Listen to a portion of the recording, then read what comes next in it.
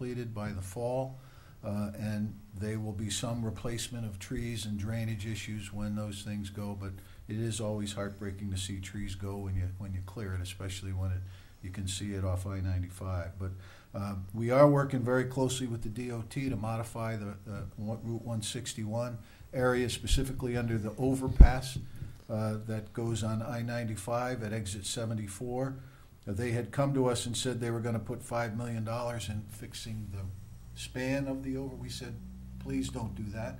Let's give us another lane under there on each side, spend $12 million and give us a lane so that we can accommodate not only traffic increase there, but there's been a numerous traffic accidents in that area, people trying to turn left or right off there, and everybody, that do not enter sign at Starbucks seems to be a magnet for people to want to enter. So I think I'm going to change it to say enter here, and maybe they won't. And so I think, but all of that would be changed at the time, and that's what we're hoping to do.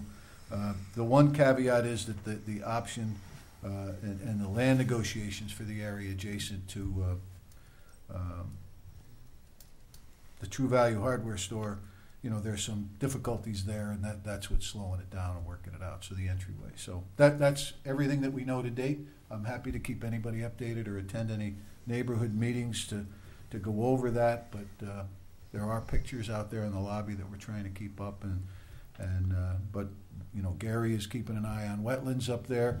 There's a bridge going to the southerly side of the property that will carry utilities. We're making sure that that's designed specifically to hold that in the event a large tree comes down, a torrent of rushing water and hits that bridge. We don't want to have our water pipe there and empty our town water supply out in a matter of minutes. So we're taking thoughtful and prudent action to make sure that all of this is done.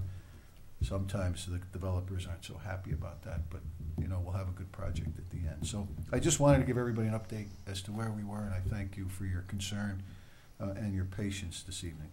Thank you. May I make one more comment? Of course. Or just a suggestion? Yeah. And again, my email and office is always open, so. Well, I appreciate that. Thank you. One thing that I would also think about is all the empty storefronts we have, particularly Midway Plaza as you get up towards Flanders Four Corners, other areas of town. It seems like business has been faltering, and some of the properties really have lost some of that curb appeal. And I know that the Gateway Development Project is supposed to be a revenue generator for the town.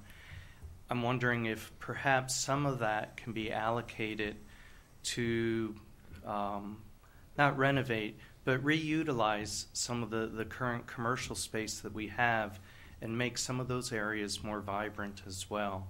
I think just their appearance tends to move tenants away to other areas. And so if that could just be a consideration for the Board of Selectmen and Board of Finance. Thank you. I think, Mr. Steele, you're referring to the potential $1.5 to $2 million in annual new tax revenue that we would get as a result of the Gateway Commons coming in. The Midway Mall, we did put an incentive housing zone there through the Zoning Commission in an effort to try to incentivize the owner or potential new owners to come in and renovate that entire complex with mixed use on one floor and increased density for apartments affordable on the upper floors. And we're trying to suggest that they would then access over the wetlands to the community center, schools, and Industrial Park Road, so that there would be bicycle paths and things from that area to access the Stop and Shop. So that would clean up an eyesore there, but that's a privately owned thing, and we can only suggest, not mandate. So I might say that when when something in the neighborhood improves to the degree that Gateway might improve a whole lot of the look of that side of town, that kind of feeling spreads up and down the street. We've seen it on Main Street. We've seen the beautification, but different buildings then all of a sudden get improved. We just go back 20 years to Flanders Four Corners, and we had the old Ford dealership there with kind of an old tin building, and think of the upgrading that's been done there between Latimer Brook Plaza and where the CVS now, and that whole plaza has been refaced. That all happened one at a time. It's private it's private land, it's private buildings. I wouldn't be an advocate for using public tax money to improve private buildings, but it would behoove the landlords certainly to make improvements should they want to attract tenants. We can and are willing to improve the access in the roads Indeed, and the yeah. area and the highway. The curb appeal. And one of the things that I have asked Costco for is an economic impact statement. They do $300 million in sales in each of the stores that they have, and that's got to come from somewhere. So I've spent time talking to 4 different business associations saying, hey guys, I don't want to get $1.5 million in tax revenue here and lose it down here because all the business is getting sucked out of the street. So let's find out what they're going to do in terms of where that money is coming from. But the other side of it is if Costco was in Saybrook or Waterford, East Lyme people would go there anyway. Mm-hmm. So we might as well get the tax dollar and deal with the fallout.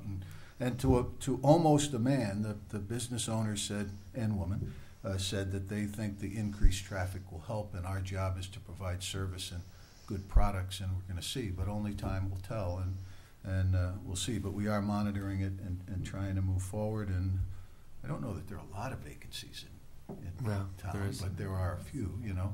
I might add anyway. that the Main Street group also endorsed the Gateway project when it came through. So the local downtown merchants were in favor of this, thinking that there would be more traffic coming into town and they could kind of capitalize on that. So I know that Mr. Wilson wants to stay and talk some more.